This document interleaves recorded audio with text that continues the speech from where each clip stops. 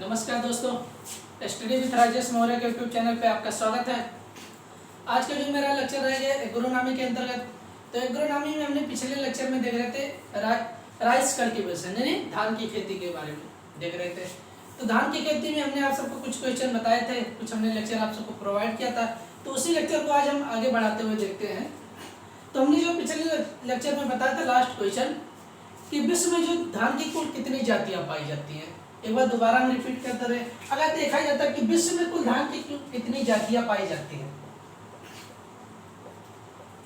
विश्व में कुल धान की कितनी जातियां पाई जाती हैं, कितनी जातियां पाई जाती हैं।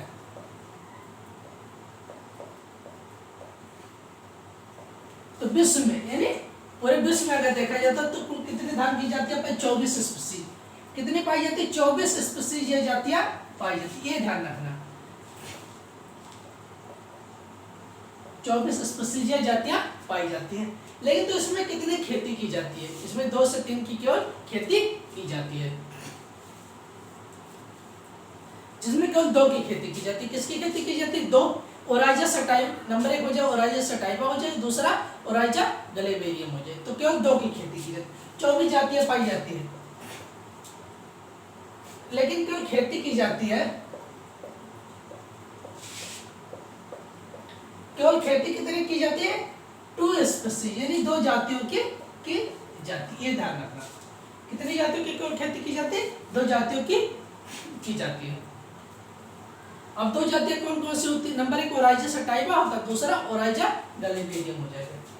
अब 2 की खेती की जाती है तो नंबर 1 हो जाए ओराइजा सटाइवा, ओराइजा सटाइवा, और नंबर 2 हमारा सेकंड नंबर हो जाए ओराइजा गलेबेरियम,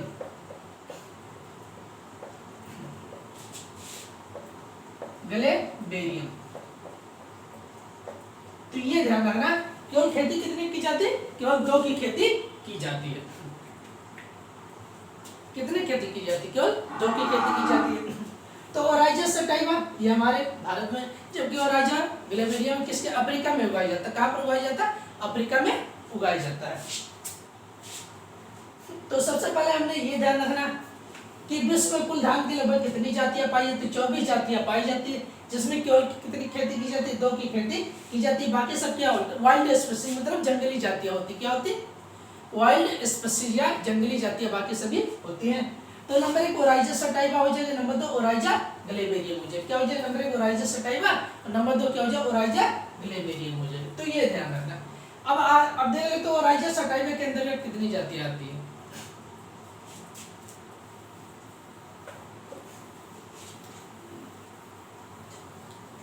अब नंबर 1 देख लेते हैं ओराइजा सटाइवा।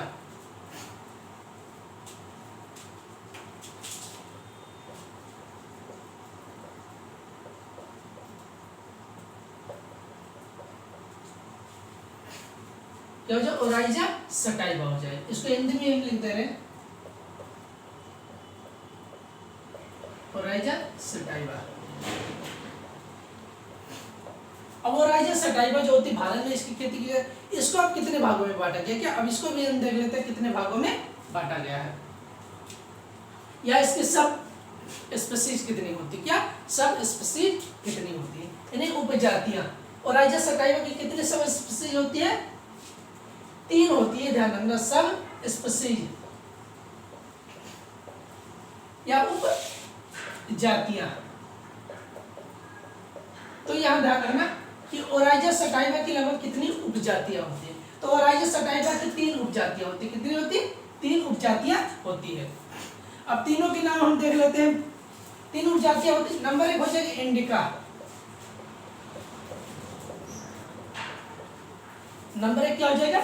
इंडिका हो जाएगा। ठीक है, तो ये ध्यान रखना। हमने बताया कि कुल 24 जातियां पाई जाती है, जिसमें कितनी खेती की जाती है। ओराइजा सटाइवा के अंतर्गत 3 सब स्पीसीज मतलब उपजातियां होती। नंबर 1 हो जाएगा ओराइजा सटाइवा। अब ये जो होता है यानी ओराइजा सटाइवा हमारा जो यानी इंडिका जो होता है, क्या होता है? इंडिका हो जाएगा। यानी ये टेम्परेट क्या हो जाए? ट्रॉपिकल एंड सब ट्रॉपिकल दोनों रीजन में खेती की जाती है। ये ध्यान रखना। इट इज ग्रोन मतलब यह उगाया जाता है ट्रॉपिकल एंड सब ट्रॉपिकल रीजन।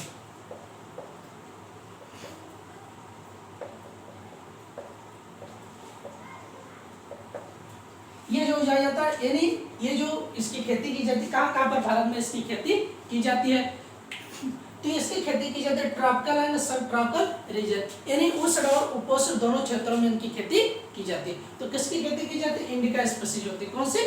इंडिका स्पीसीज जात होती है।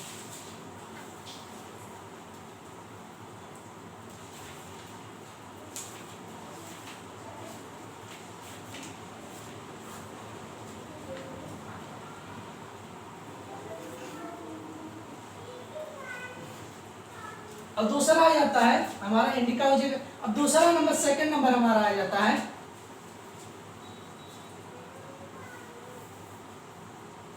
जापोनिका।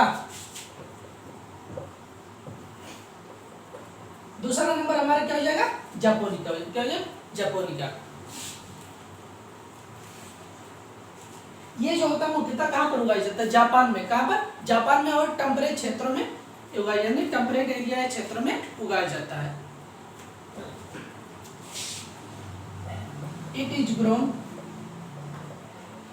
टेम्परेट एंड सब ट्रॉपिकल, इसमें भी देख लेते हैं टेम्परेट एंड सब ट्रॉपिकल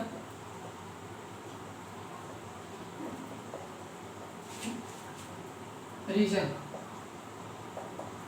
क्षेत्रों में उगाया जाता है।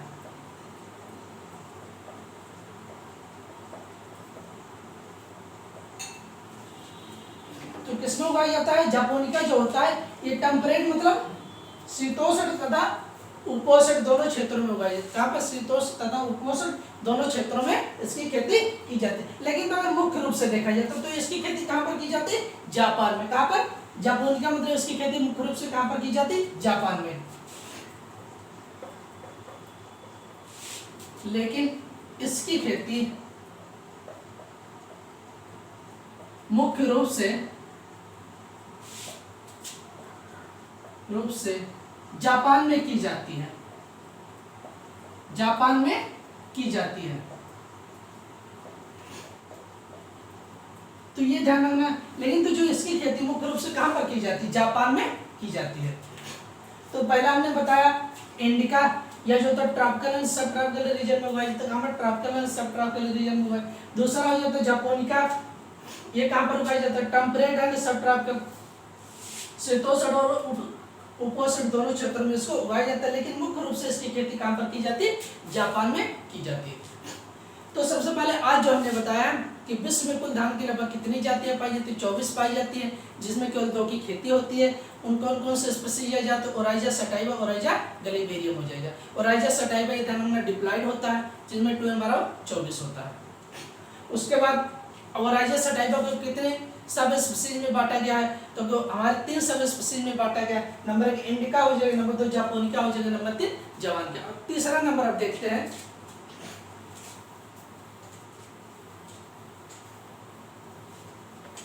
तो इनके मेन जो कैरेक्टर है, मुख्य लक्षण होता है, वही हम आप सबको बता रहे हैं। तीसरा नंबर आ जाता है जवानिका। क्या हो जाएगा? तीसरा नंबर जवानिका।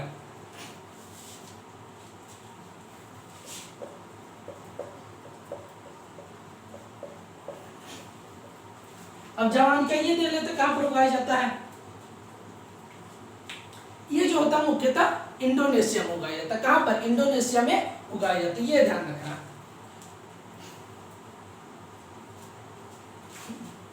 यह प्रजाति या यह जाति मुख्य रूप से इंडोनेशिया में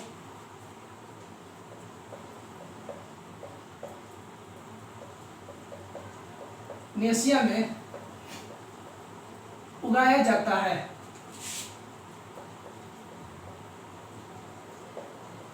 तो यह जाति मुख्य रूप से कहां पर उगाया जाता है? इंडोनेशिया में उगाया जाता है। और ये वाइल्ड स्पीसीज यानी जंगली जाति, ये ध्यान रखना। और ये वाइल्ड स्पीसीज या जंगली जाति है।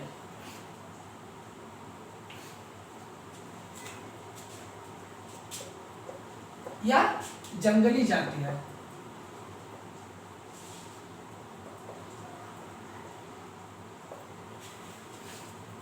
तो हम बता रहे थे जवानिका क्या होता है, जवानिका ये सब किसके अंतर्गत है, ओराइजा सटाइवा के सब स्पीशीज यानी उपजाति आती हैं। तो हमने तो बता दिया, तीसरा है जवानिका। क्या हो जाएगा, जवानिका। यह जात मुख्य रूप से इंडोनेशिया में उगाई जाती है और यह जंगली जात होती है। क्या होता है, वाइल्ड स्पीशीज धान की जंगली जात होती है।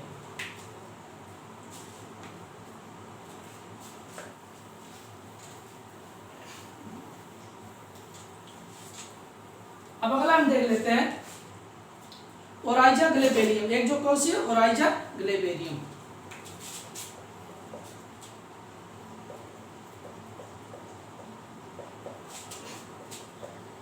ग्लेबेरियम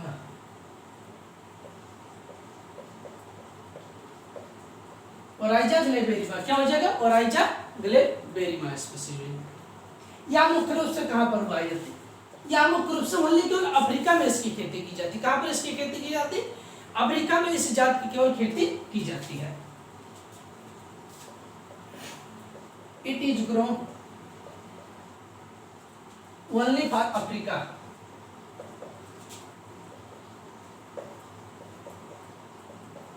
ओनली फॉर अफ्रीका।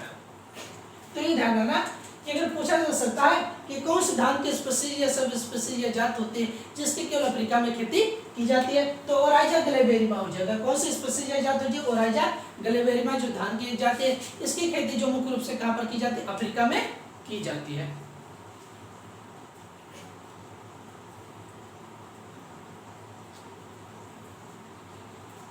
ये हो गया। उसके बाद अलग नेक्स्ट क्वेश्चन आ जाता है कि धान कैसे फसल यानी सेल्फ पॉलिनेटेड क्रॉप है या क्रॉस पॉलिनेटेड क्रॉप। तो ये ध्यान रखना, धान हमारी क्या है, सेल्फ पॉलिनेटेड क्रॉप हो जाए। क्या हो जाए, स्वपरागित फसल है। Right season self pollinated crop मतलब धान क्या होता है, स्वपरागित फसल होता है। क्या होता है, स्वपरागित फसल है।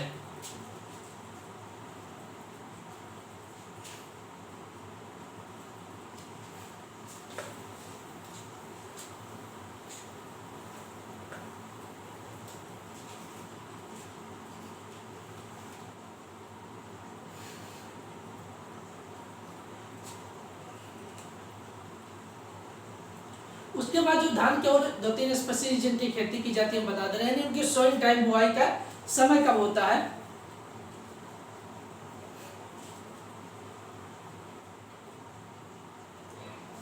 जो दो तीन सीजन में धान की खेती की जाती है, तो धान की खेती जो होती है 3 सीजन में की जाती है। कितने सीजनों में, 3 सीजनों में की जाती है। जो कहां पर, साउथ में की जाती है। कहां पर, साउथ इंडिया में की जाती है। दक्षिण भारत में,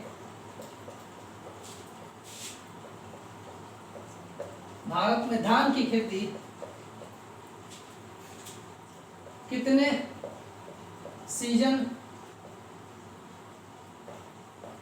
में की जाती है। तो धान की खेती जो होती है कितने सीजन में देखा जाए, 3 सीजन में की जाती है। कितने, 3 सीजन में की जाती है। अब तीनों सीजन के नाम क्या होते हैं ये आप सबको हम बता दे रहे हैं। यानी इनके जैसे कौन कौन से सीजन होते हैं उनमें धान की खेती की जाती है। जैसे हमारा अस, अमन और बोरो। कौन सी, अस, अमन और बोरो 3 सीजन के अंतर्गत आ जाए। क्या, अस, अमन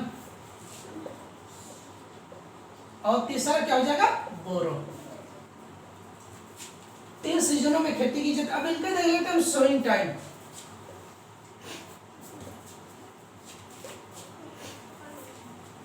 तो ये हमारा सीजन नेम हो जाएगा, सीजन नेम।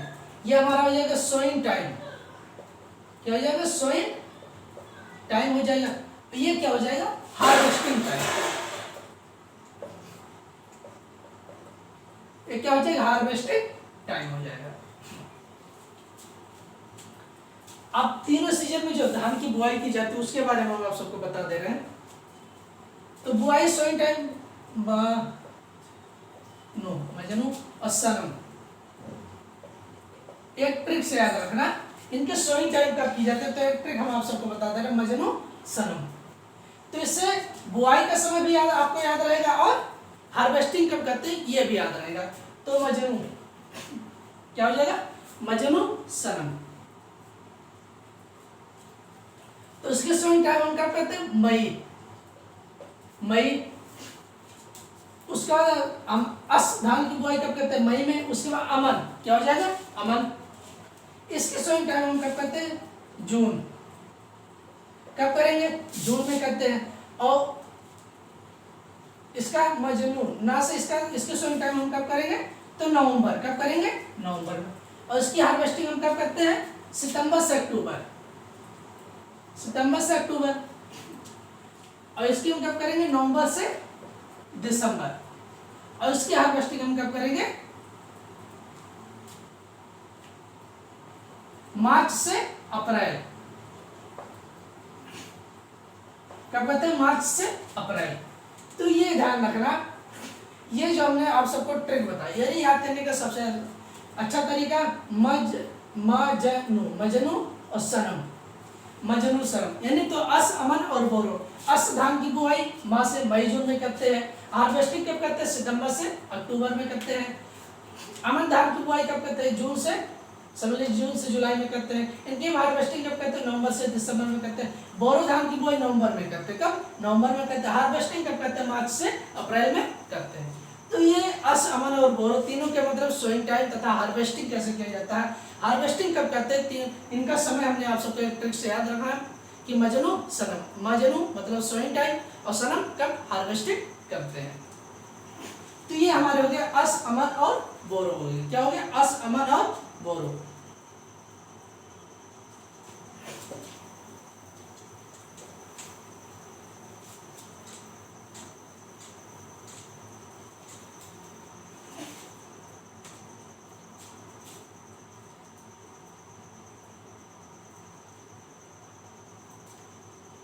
उसके बाद धान की खेती के लिए जो सॉइल पूछ लेता है, कौन सी सॉइल या भूमि उपयुक्त होती है, सॉइल या मृदा। तो सैंडी लोम या लोम, यानी धान की खेती के लिए कौन सी भूमि उपयुक्त मानी जाती है, सबसे अच्छी होती है। तो सैंडी लोम या लोम, सैंडी लोम या लोम, यानी बलुई दोमट या दोमट। बलुई दोमट या दोमट, ये ध्यान रखना। कौन सी भूमि उपयुक्त मानी जाती है, सैंडी लोम या लोम, यानी बलुई दोमट या दोमट भूमि उपयुक्त मानी जाती है। किसके, राइस कल्टीवेशन या धान की खेती के लिए। अगर यहाँ पर पीएच पूछ लेता, क्या पीएच, कि धान की खेती के लिए कौन सा पीएच सबसे उपयुक्त होता है, तो इसके लिए एसिडिक होता है। ये ध्यान रखना, कितना एसिडिक। तो 5.5 से 6.5, पीएच मान कितना होना चाहिए, 5.5 से 6.5, यानी इसकी खेती के लिए अम्लीय भूमि क्या होती है, उपयुक्त मानी जाती है। तो ये हमारा हो गया पीएच।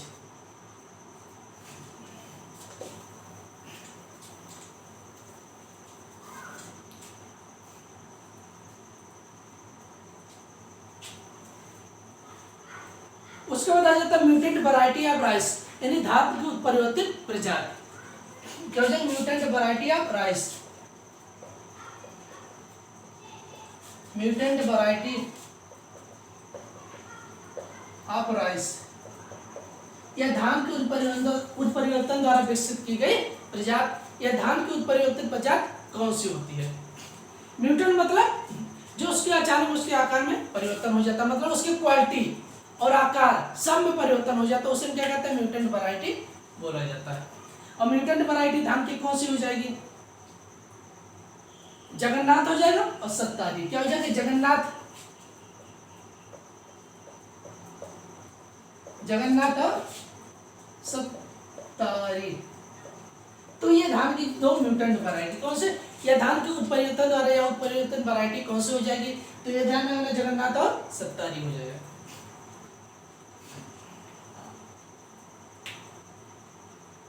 उसके बाद फर्स्ट हाइब्रिड वैरायटी, यानी फर्स्ट हाइब्रिड वैरायटी कौन सी धान की हो जाएगी, फर्स्ट बासमती यानी सुगंधित धान की पहली हाइब्रिड वैरायटी विश्व में कौन सी हो जाएगी,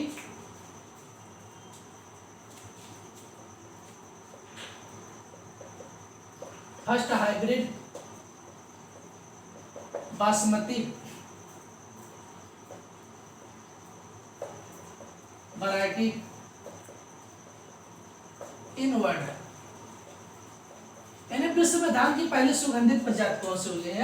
बासमती मतलब जो सुगंधित प्रजाति कौन सी हो जाएगी? तो PRH1 हो जाएगी। या पहली धान की पहली फर्स्ट हाइब्रिड वैरायटी कौन सी हो जाए?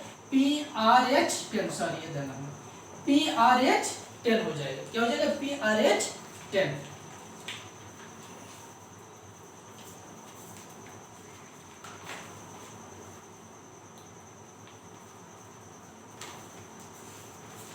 उसका पहला क्वेश्चन हो जाता है कि विश्व की जादुई धान हम किसे कहते हैं? क्या हो जाएगा? विश्व की जादुई धान।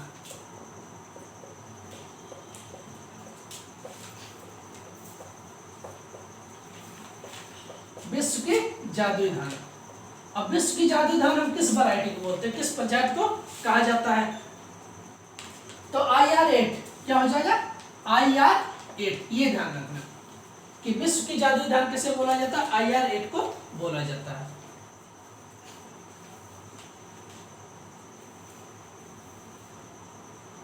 उसका द्वारा अब IR8 किसके क्रॉस से विकसित की? ये आ जाता है कि IR8 जो ये है किसके संकरण या किसके क्रॉस से विकसित किया गया था?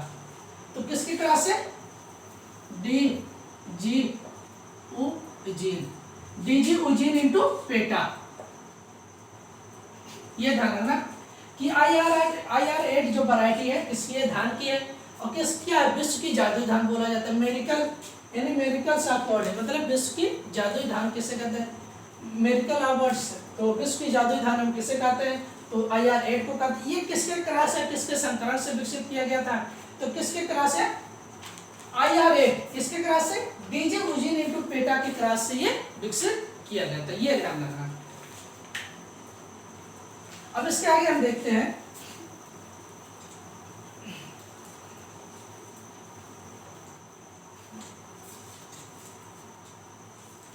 अब आ जाता है कि भारत की जादुई धान किसे कहते हैं? Miracles rice of India. Bharat की जादुई धान। तो भारत की जादुई धान क्या है? जया है। कौन सी प्रजाति? कौन सी प्रजाति? जया मानी जाती। क्या मानी जाती? जया।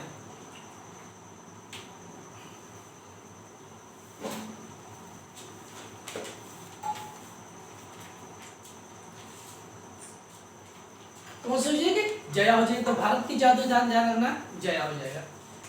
उसका नेक्स्ट क्वेश्चन आ जाता है कि धान के सीधे बुआई की जाने वाली प्रजाति क्या, यानी जिसकी हम डायरेक्ट सोइंग करते हैं। क्या होता है? डायरेक्ट ऐसे छिड़काव से हम ब्रॉडकास्टिंग मेथड से ले जाके हम धान के खेत में सीधे बुआई कर देते हैं, तो उसकी नर्सरी नहीं तैयार करते। तो ये क्या हो जाता है? धान की सीधे बुआई की जाने वाली प्रजाति, सीधे बुआई की जाने वाली प्रजाति, यानी धान की कौन सी प्रजाति होती है जिसकी हम डायरेक्ट सीधे बुआई कर देते हैं? तो कौन सी हो जाएगी? बाला कावेरी, बाला कावेरी नगीना 22। क्या हो जाएगा? बाला कावेरी और नगीना 22 हो जाएगी। ये क्या? धान के सीधे बुआई डायरेक्ट हम ले जाके कि इस धान की जो बीज है तो उसको डायरेक्ट हम ले जाके पूरे खेत में छिड़काव कर देते हैं। तो क्या होता है? डायरेक्ट या सीधे बुआई की जाने वाली प्रजाति होती है। अब ये देख लेते हैं कि धान की अगर हम सीधे बुआई करते हैं तो उसकी बीज दर कितनी लगती है। सीधे बुआई के लिए, सीधे बुआई के लिए धान की बीज दर, बीज दर अगर हम मान लेते हैं नर्सरी डाल के बुआई करते हैं तो उसकी अलग बीज दर लगती है, उसको बताएंगे। अगर हम डायरेक्ट हम सीधे बुआई कर देते हैं खेत में ले जाके तो उसकी बीज दर कितनी होती है? तो 75 से 80 किलोग्राम प्रति हेक्टेयर। तो एक हेक्टेयर में कितना बीज दर लगती है? 75 से 80 किलोग्राम प्रति हेक्टेयर बीज दर लगती है। और हम अब आगे देखते हैं कि अगर हमें धान की सीधे बुआई करना, क्या डायरेक्ट सोइंग करना, क्या सीधे बुआई करना है, तो कब हमें बुआई करना चाहिए? तो सीधे बुआई के लिए कौन सा समय सबसे उपयुक्त माना जाता है? तो सीधे बुआई के लिए समय या डायरेक्ट सोइंग टाइम, क्या हम लिख सकते हैं? Direct seed sowing time, seed sowing time. तो धान की हम जब सीधे बुआई करते हैं तब उसकी टाइम क्या होना चाहिए, मतलब हम किस महीने में इसकी हम बुआई करते हैं? तो क्या हो जाएगा? मई से जून। क्या हो जाएगा? मई से जून में हम डायरेक्ट इसके सीधे बुआई करते हैं। तो ये हमारे धान की यानी धान के बारे में हम आप सबको बता रहे हैं। तो हमारे इस YouTube चैनल को ज़्यादा से ज़्यादा शेयर करिए, लाइक और सब्सक्राइब जरूर करिएगा, और ये बताइएगा कि हमारे ये चैनल आप सबको कैसा लगा, और कमेंट बॉक्स में जरूर आप कमेंट बॉक्स में यानी कमेंट करिएगा। और हम आप सबको जीएस भी पढ़ा रहे हैं और सामान्य विज्ञान भी कुछ दिन में स्टार्ट करने वाले, जो जनरल क्वेश्चन हमारे कहीं भी पूछे जाते हैं किसी भी कंपटीशन के लिए। तो हमारे इस यूट्यूब चैनल को ज़्यादा से ज़्यादा शेयर करिए, लाइक और सब्सक्राइब जरूर करिएगा, और ये जरूर बताइएगा कि हमारा लेक्चर कैसा लगा, आप सबको समझ में आया कि नहीं आया। तो आज के लिए हम इतना ही रखते हैं। धन्यवाद।